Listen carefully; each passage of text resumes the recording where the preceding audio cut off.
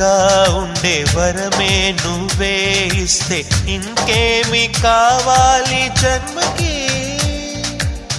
మచ్చలేని చంద్రుడిని మాట రాక చూస్తున్నా, వరస కాని బంధుని చొరవ చేసి అంటున్నా, ఇంకెప్పుడు ఒంటరినని అనరాదని, నీకు సొంతం అంటే నేనేనని. కొమ్మ